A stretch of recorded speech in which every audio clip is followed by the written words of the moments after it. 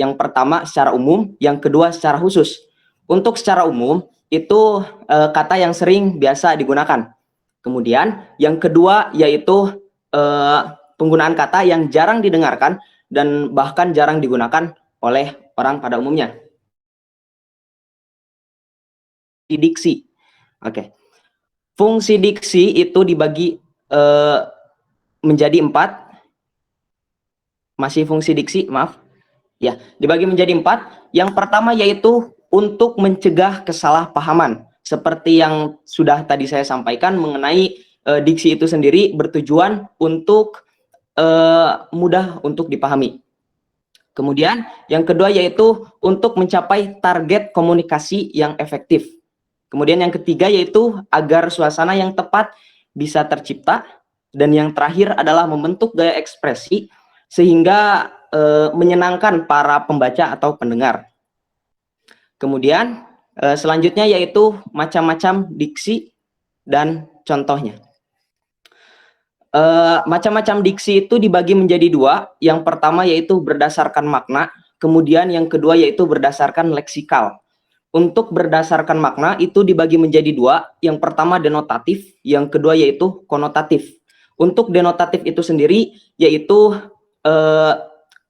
kata yang menyatakan arti sebenarnya. Seperti contoh, Hilman memakan apel. Nah, kata denotatif memakan yaitu kata yang sebenarnya, seperti halnya makan, seperti itu. Kemudian yang kedua yaitu konotatif. Konotatif itu kebalikan dari denotatif, yaitu kata yang bukan sebenarnya.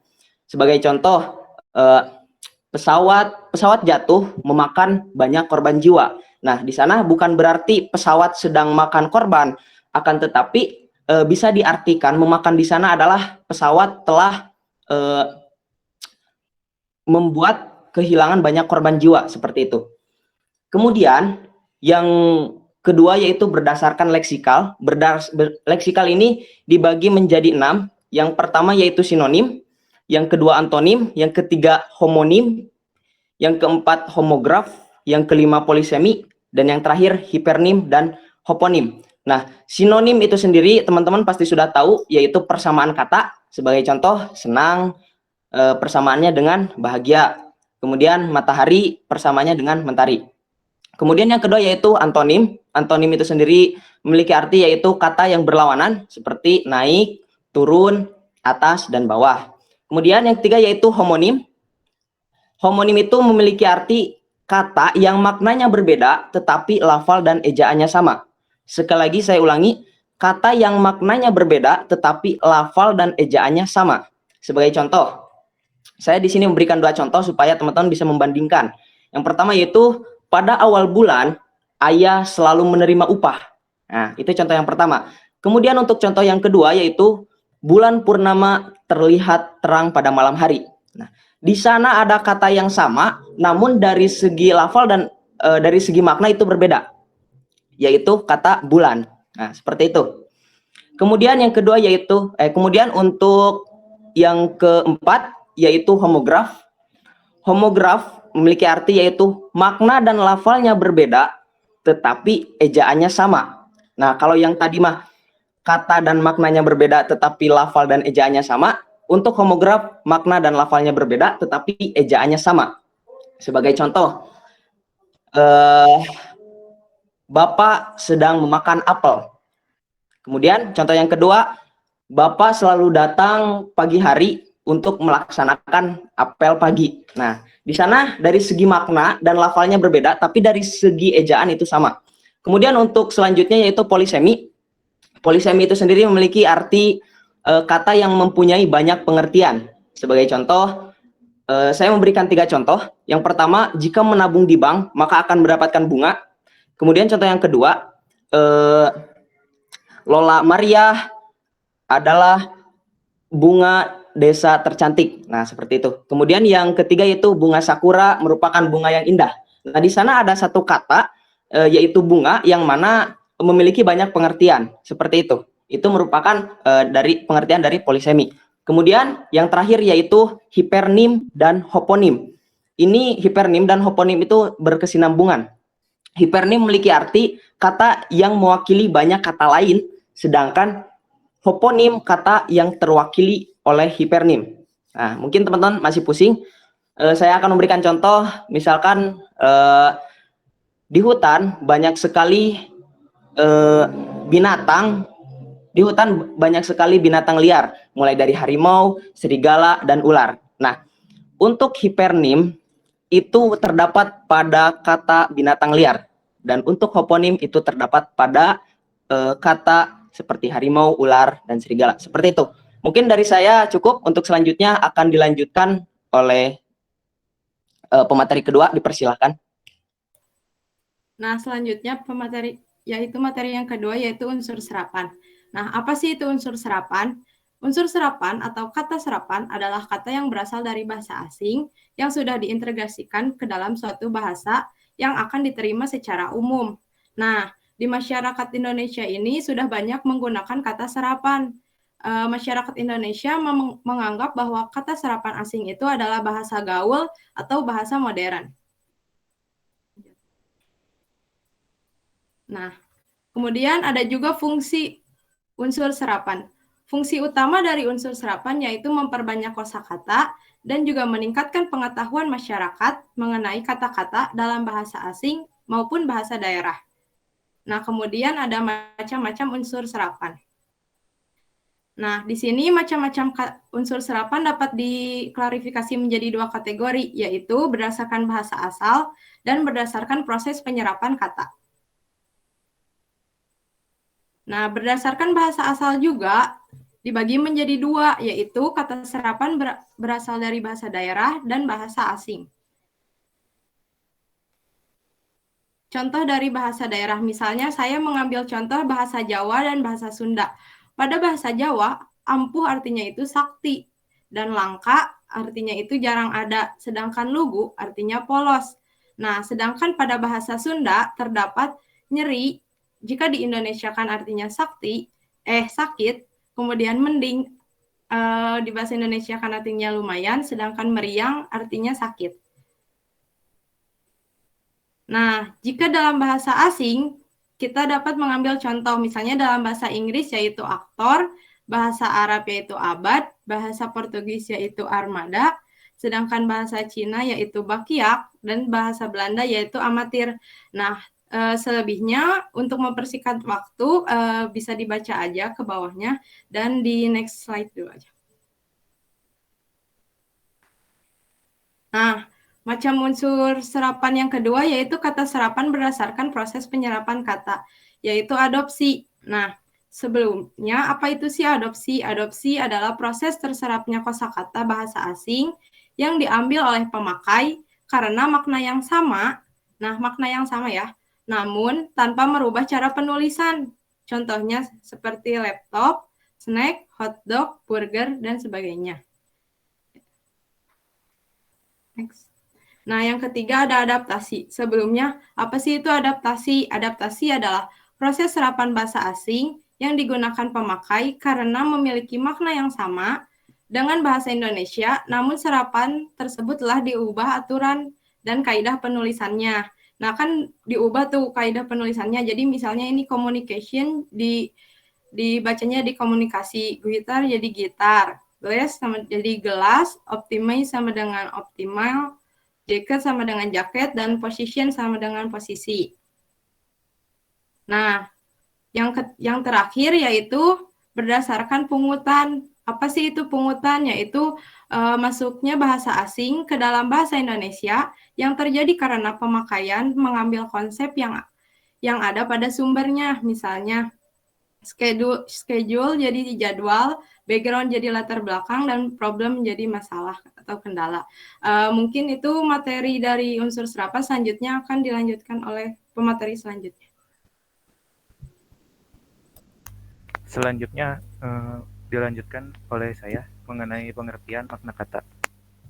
Makna kata merupakan hubungan antara ujaran dengan arti dari sebuah kata. Makna kata juga dapat diartikan sebagai maksud yang terkandung dari sebuah kata. Pada dasarnya, suatu kata saling berkaitan dengan bendanya. Apabila suatu kata tidak dapat dihubungkan dengan benda, peristiwa atau keadaan tertentu, maka kata tersebut tidak memiliki makna. Selanjutnya ada macam-macam makna kata. Yang pertama ada makna leksikal. Makna leksikal ini dapat juga disebut dengan makna yang sebenarnya. Makna leksikal merupakan makna yang sesuai dengan hasil observasi indera yang dimiliki oleh manusia, sehingga makna yang tercipta merupakan makna yang sebenarnya. Dan untuk contohnya seperti doa yang berarti permohonan, harapan, permintaan, atau pujian. Dan yang kedua ada makna gramatikal yang merupakan makna yang muncul oleh akibat adanya proses gramatikal atau proses tata bahasa. Yang contohnya sate, lontong, dan jika diucapkan secara bersamaan menjadi sate lontong yang menimbulkan makna gramatikal yaitu sate bercampur lontong. Dan yang ketiga ada makna kontekstual, yaitu makna yang dari sebuah kata yang muncul berdasarkan suatu konteks tertentu. Misalnya, makna kata kepala akan berbeda antara frasa kepala nenek dengan kepala surat. Dan yang keempat ada makna referensial, yang merupakan makna yang memiliki referensi atau acuan dalam dunia nyata. Yang bercontoh, saya ingin berjumpa dengan dia, kata Budi, yang memiliki makna saya mengacu kepada Budi. Dan yang kelima ada makna non-referensial, yaitu makna yang lawan kata dari referensial. Makna non-referensial merupakan makna pada kata yang tidak memiliki acuan di dunia nyata. Contohnya seperti dan, atau, karena, maka, sebuah, jika. Kata tersebut tidak memiliki acuan yang jelas. Dan yang keenam ada makna kata denotatif. Merupakan makna asli, makna asal, ataupun makna sebenarnya yang dimiliki sebuah kata dan tidak memiliki makna tersembunyi di dalamnya. Contohnya seperti bunga. Bunga itu sudah tumbuh di taman. Kata bunga mengandung arti yang sebenarnya, yakni bagian tumbuhan yang akan menjadi buah dan memiliki kelopak. Yang ketujuh ada makna konotatif. Makna konotatif ini kebalikannya dari makna denotatif, yaitu makna yang merupakan makna lain yang ditambahkan pada sebuah kata yang berhubungan dengan nilai rasa seseorang atau kelompok yang menggunakan kata tersebut. Contohnya seperti lagu Gugur Bunga, yang berarti lagu Gugur Bunga ini diciptakan untuk menghormati dan mengenang jasa para pahlawan yang sudah gugur di medan perang. Yang kedelapan ada makna asosiatif. Makna asosiatif ini merupakan makna yang akan muncul karena adanya hubungan kata tertentu dengan hal yang lain di luar bahasa. Contohnya seperti hitam yang mengacu kepada arah yang sisi negatif, dan contohnya yang lain ada putih yang mengarah ke sisi positif. Sekian dari materi dari saya kembalikan ke moderator. Baik, cukup sekian dari presentasi dari kami khususnya. Barangkali teman-teman silakan jika ada yang ingin ditanyakan, kami membatasi hanya 3 saja. Silakan jika ada yang ditanyakan untuk raise hand terlebih dahulu. Sebentar. Yang pertama itu dari Noval Salman. Silahkan boleh. Ya, bismillahirrahmanirrahim. Izin bertanya, tadi kan dijelaskan mengenai kata serapan bahasa asing. Nah, lalu bagaimana cara kata serapan bahasa asing itu bisa ada dalam bahasa Indonesia ya? Bisa diterima oleh masyarakat masyarakat Indonesia gitu. Terima kasih. Ya. Baik, terima kasih untuk Noval Salman. Untuk selanjutnya silahkan kepada Nadia Friska. Perkenalkan, nama saya Nadia Friska. Izin bertanya, mengapa diksi diperlukan dalam berbahasa? Terima kasih. Baik. Untuk selanjutnya, silakan kepada Adila Ranada. Baik, terima kasih kepada moderator yang telah mempersilahkan saya untuk bertanya. Izin perkenalkan diri, nama saya Adila Ramawati Pradana. Saya ingin bertanya, apa perbedaan dari makna konotatif dengan makna denotatif? Terima kasih. Oke. Baiklah, saya akan menjawab dari Nadia terlebih dahulu mengenai mengapa diksi diperlukan dalam berbahasa. Tentu saja, salah satu aspek penting yang harus diperhatikan dalam berbahasa adalah pemilihan serta penggunaan kata yang tepat dengan kondisi yang terjadi. Sebagai contoh, jika Naufal Salman sedang berulang tahun, maka sebaiknya ucapkan selamat dan memberikan harapan terbaik untuknya, seperti itu. Kemudian, pemilihan kata atau diksi dalam berbahasa tidak hanya bertujuan untuk memperindah kalimat, namun diksi juga memberikan kemudahan dalam berkomunikasi. Baik, cukup Nadia. Cukup. Terima kasih. Untuk selanjutnya, silakan. Untuk selanjutnya, saya akan menjawab pertanyaan dari Naufal Salman. Bagaimana proses penyerapan unsur itu diterima di masyarakat Indonesia. Nah, seperti sebelumnya, penjelasan unsur serapan itu yaitu untuk memperkenalkan banyak kosakata kepada masyarakat. Nah, dan banyak juga di masyarakat Indonesia tadi sudah menganggap bahwa unsur serapan itu sudah dikenal bahasa gaul atau bahasa modern pada saat zaman ini. Nah, bahasa serapan itu masuk melalui 3, yaitu seperti yang tadi saya jelaskan, melalui adopsi. Apa sih itu adopsi? Yaitu dalam singkatnya proses terserapnya kosakata bahasa asing yang diambil oleh pemakai karena memiliki makna namun tanpa merubah cara penulisannya, seperti tadi yang contoh laptop, burger, dan hotdog. Nah, yang kedua yaitu adaptasi. Melalui adaptasi ini proses serapan bahasa asing digunakan pemakai karena memiliki makna yang sama dengan bahasa Indonesia. Namun, serapan tersebut dirubah aturannya, seperti communication di bahasa asing dan di bahasa Indonesia menjadi komunikasi. Nah, yang ketiga yaitu melalui pungutan, yaitu proses masuknya bahasa asing ke dalam bahasa Indonesia yang terjadi pemakai karena mengambil konsep yang ada pada sumber, lalu kata serapan tersebut dicairkan menurut bahasa Indonesia, seperti schedule menjadi jadwal, background menjadi latar belakang. Mungkin itu jawaban dari saya. Apakah cukup, Naufal? Baik, terima kasih. Ya. Baik, untuk selanjutnya pertanyaan dari Adila. Untuk selanjutnya pertanyaan dari Adila, apa perbedaan dari makna denotatif dan makna konotatif? Jadi makna denotatif itu merupakan makna asli, makna asal ataupun makna yang sebenarnya. Sedangkan konotatif sebaliknya dari makna yang denotatif, yaitu makna yang ditambahkan pada sebuah kata yang biasanya dihubungkan oleh seseorang atau kelompok gitu, menggunakan kata-kata lain. Kalau contohnya dari denotatif itu seperti tadi bunga di taman, kata bunga mengandung arti yang sebenarnya. Dan kalau contoh untuk konotatif seperti lagu Gugur Bunga yang berarti diciptakan untuk menghormati jasa para pahlawan yang gugur di medan perang. Cukup dari saya. Baik, bagaimana Adila? Cukup? Sudah cukup, terima kasih atas jawabannya.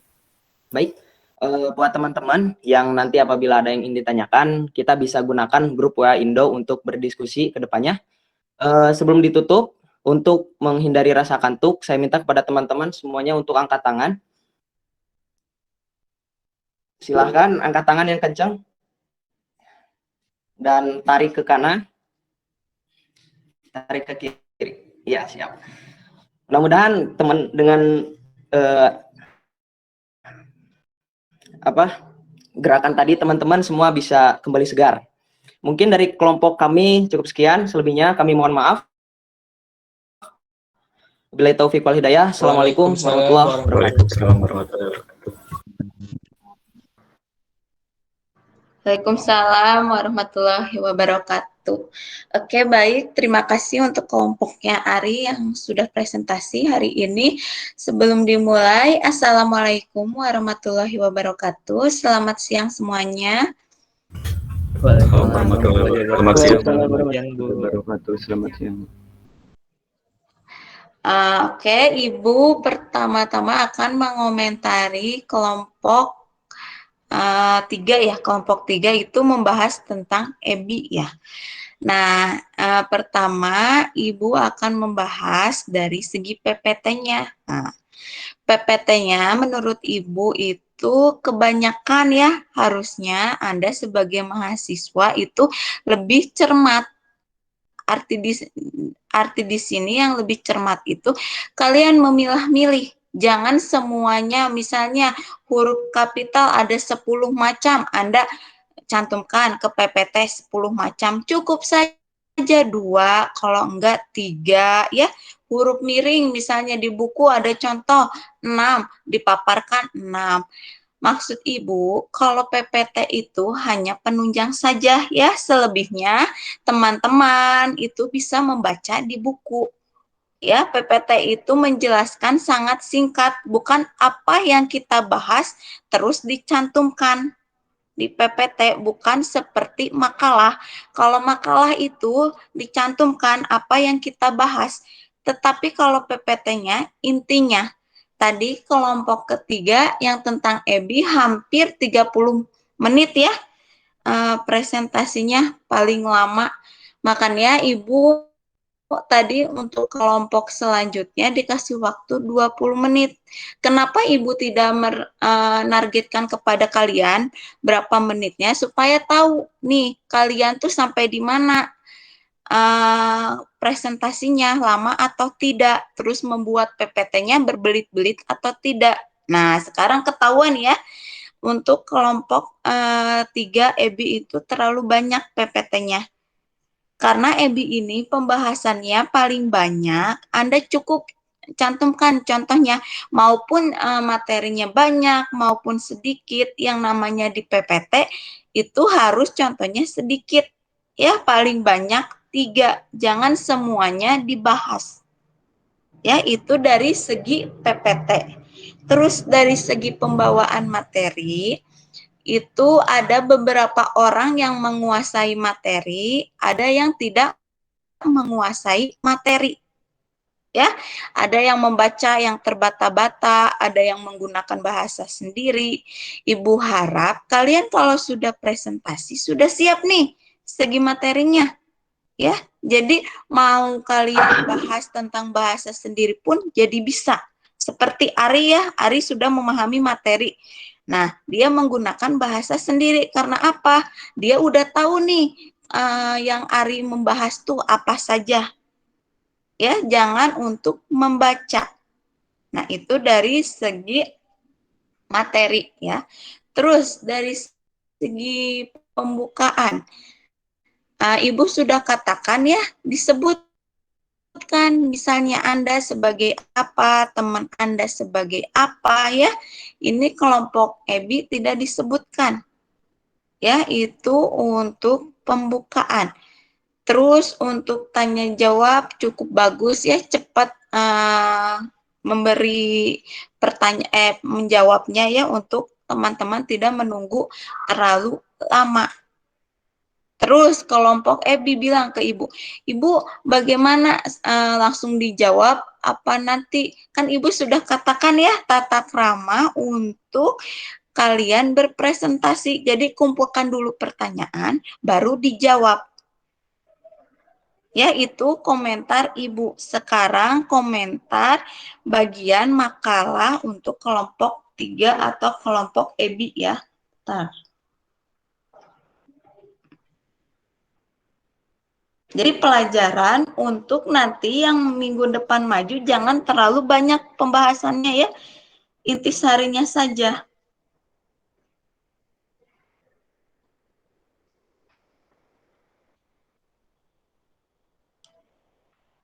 Nah, di sini kelompok ketiga itu covernya masih salah. Ibu sudah katakan, coba kalian lihat, kalian punya buku bahasa Indonesia kan, halaman 114. Di sana ada contoh cover yang baik dan benar. Ada yang ke-1 dan kedua. Yang paling sering dipakainya itu yang kedua. Ya, jadi kalau kalian membuat makalah, jangan asal-asalan membuat. Lihat dulu kalian mempunyai buku, bagaimana cara membuat cover yang benar. Kelompok ketiga ini covernya masih salah. Ya. Terus bagian kata pengantar. Nah, kata pengantarnya ini masih ada yang salah titik komanya. Sekarang kalian sudah mempelajari tentang EBI, coba dari sekarang terapkan. Mana huruf kapital, mana titik koma, mana huruf miring, coba terapkan ya pada saat nanti Anda membuat makalah. Jadi pada saat nanti tugas akhir kalian sudah terbiasa. Tidak ada kesalahan menggunakan EBI ya atau EYD. Terus di kata pengantar ini kelompok ketiga masih paragrafnya ada yang 2 baris ya. Kalau kalian membuat makalah, terus skripsi, jurnal itu paling banyak satu paragraf itu harus 4 baris ya. Jangan 2 baris. Kalau 2 baris itu terlalu sedikit. Sebaiknya Anda satukan saja kalau 2 baris. Terus latar belakang, ini latar belakangnya terlalu sedikit ya. Ibu sudah katakan nih, di dalam buku bahasa Indonesia ada cara membuat latar belakang yang baik dan benar. Anda bahas dulu bahasa Indonesia itu apa. Setelah bahasa Indonesia, setelah bahasa Indonesia terus ke EYD. Jangan langsung membahas tentang keejaan. Ya, jadi ada taraf-tarafnya untuk membuat pendahuluan. Kalau Anda tidak mengerti, silakan membaca buku. Kalau Anda tidak mengerti lagi membaca buku, silakan tanya ibu. Ya, jangan buku itu hanya dilihat saja, tetapi dibaca. Ya, ini udah kelompok ketiga masih ada yang salah. Sekarang rumusan masalah. Nah, rumusan masalah Ibu katakan ya, paling banyak itu 3, paling sedikit 2.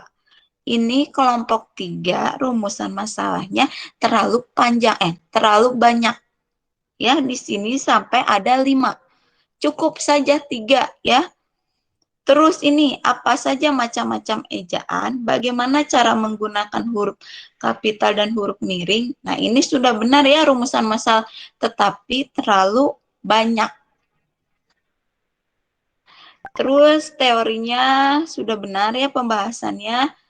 Ada awal kutipan, akhir kutipan. Terus bagian penutup.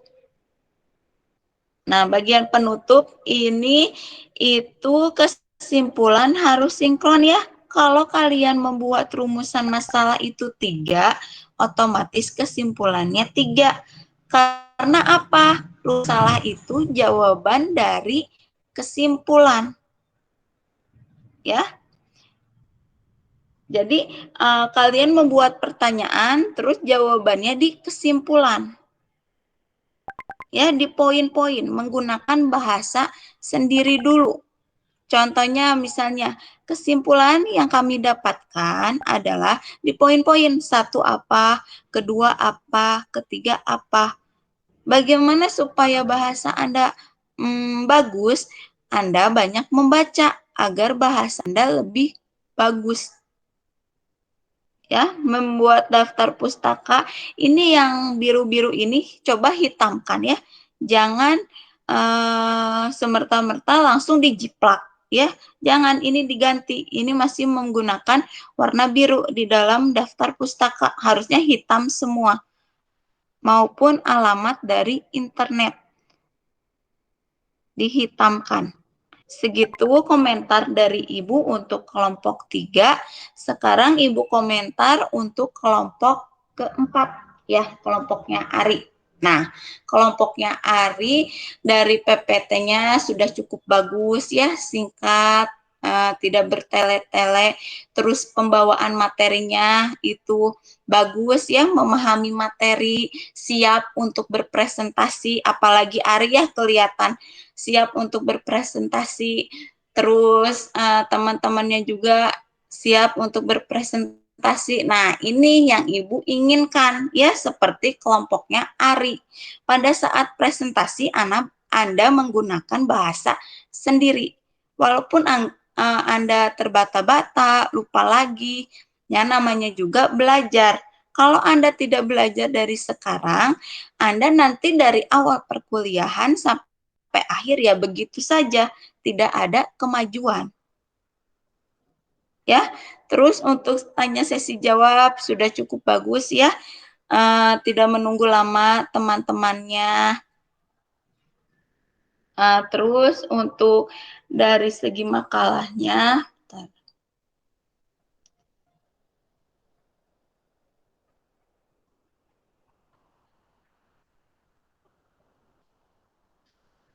dari segi makalahnya, covernya, nah ini covernya yang Ibu pingin ya, ini bagus, tidak ada kesalahan, tetapi nih, setelah judul, Ibu kan sudah katakan Anda ini membuat apa? Makalah, jurnal, atau skripsi. Nah, kelompok Ari malah menyantumkan laporan tugas minggu keempat.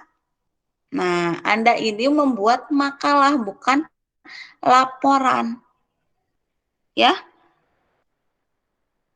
Terus di kata pengantar ini sudah bagus ya, tapi lihat titik komanya harus diperhatikan ya. Terus latar belakangnya sudah bagus, dari hal terkecil menjadi hal terbesar. Nah, di bagian rumusan masalah itu terlalu banyak, ada 4. Ya, harusnya paling banyak itu 3.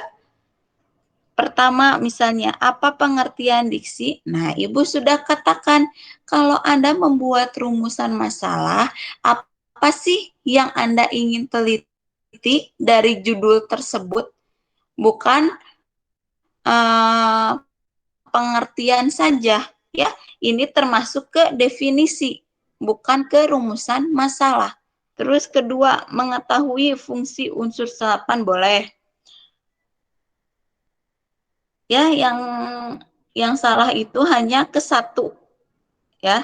Terus nih, di tujuan masalah. Nah, Ibu sudah katakan kalau Anda membuat tujuan masalah, akhir paragrafnya bukan tanda tanya.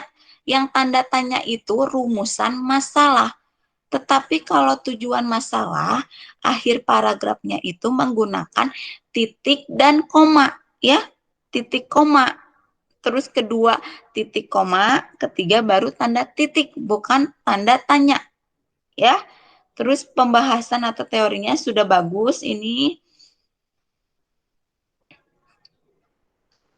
Terus nih penutupan. Nah, di sini masih salah penutupannya. Harusnya di poin-poin ya. Pertama pakai bahasa Anda dulu, lalu jawaban dari rumusan masalah. Apa misalnya ke 1 apa, kedua apa ya jawabannya. Terus daftar pustaka sudah benar ya, daftar pustaka. Nah, segitu saja komentar dari Ibu untuk kelompok ketiga dan keempat. Nanti harus lebih baik lagi Anda membuat makalahnya. Coba baca bukunya, jangan hanya dilihat saja. Ya, nanti kalau dilihat saja mubazir jatuhnya ya. Nah, Ibu akan sedikit evaluasi tentang materi EBI ya. Di sini karena sangat banyak ya tentang EBI. Kenapa Anda harus tahu tentang EBI? Karena Anda sering membuat karya ilmiah ya. Selain makalah ya, tugas mingguan pasti ada. untuk para mahasiswa ya, dari dosen-dosen membuat makalah, terus nanti kalau Anda sudah maju membuat jurnal, membuat tugas akhir, nah itu harus ada EB-nya. Jadi Anda harus mengerti dulu menggunakan huruf kapital yang baik dan benar, titik koma yang baik dan benar ya, terus huruf miring yang baik dan benar, terus penulisan kata ya, ada kata turunan. Turunan itu disebut juga afiksasi ya, ada awalan, ada sisipan, ada akhiran, ada awal akhir, dan ada peleburan kata. Ya, Anda harus ingat dulu, ingat-ingat. Terus ada kata yang digabungkan dan ada kata yang dipisahkan. Ya, harus tahu dulu. Terus di sini ada kata depan. Nah, Anda harus ingat-ingat kalau kata depan yang menerang ke dari itu harus dipisahkan. Contohnya nih, di rumah, di perpustakaan, itu harus dipisahkan karena menunjukkan tempat. Tetapi kalau tidak menunjukkan tempat, seperti ditulis, itu tidak menunjukkan tempat, berarti disatukan. Ya, itu patokannya. Kalau misalnya kata depan yang dipisahkan hanya keterangan tempat. Ya, Anda harus ingat-ingat tanda baca. Sekarang ke peristilahan. Nah, Ibu akan sedikit mengulas ya, karena tadi sudah banyak yang sudah dijelaskan oleh kelompok 3 dan kelompok 4 ya. Peristilahan itu membahas tentang diksi ya, tadi sudah dijelaskan oleh Ari, ada diksi sinonim, antonim ya, denotatif, konotatif. Nah, Anda harus hafal. Terus ada peristilahan. Jadi kalau di bahasa Indonesia ini, kata yang diserap itu banyak menggunakan dari bahasa Inggris. Ya, yang diserap. Jarang kalau misalnya bahasa Arab atau bahasa Korea itu jarang diserap. Dan ada jenis-jenisnya untuk menyerap.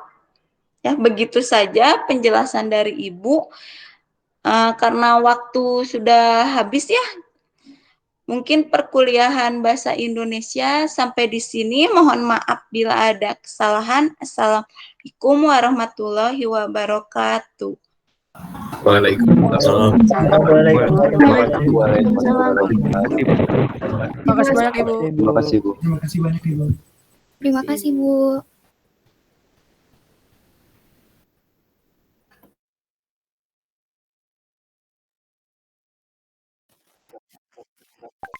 GG Bang Ari.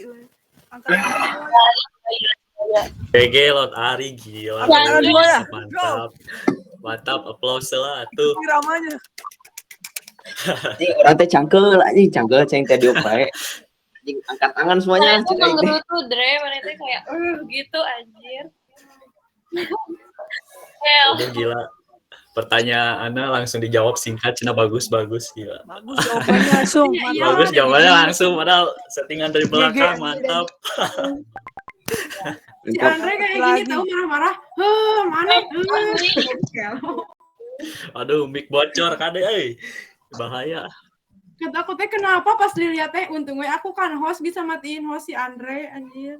Mic-na Keren matiin si Ibu. Tuh men gak marah-marah ya anjir. Alhamdulillah anjir. Gara-gara Bang Ari, Bos. Membungkam Ibu. Ri, bagaimana kita latihan, Ri? Wah, KPP mah beda. Padahal ya Jim Latihan itu cara balik si anjing si Ari mah. Ya. Yo, siapa kelompok 5 yo? Mangat. Siap. Sa kelompok 5 tapi sih butuh makalah soalnya eta makalah urang rada saeutiknya kesalahanna. Jangan rumusan masalahna loba maksimalnya 3 minimalnya 2. Kita teh udah 3 ya, Ri, cuma diganti anjir. Nah, tuh. Sama nu tujuan tanda tanyana poho tadi hapus. Si Ardi di Kopa semuanya anjir. Si Ardi anjing. Si cewek.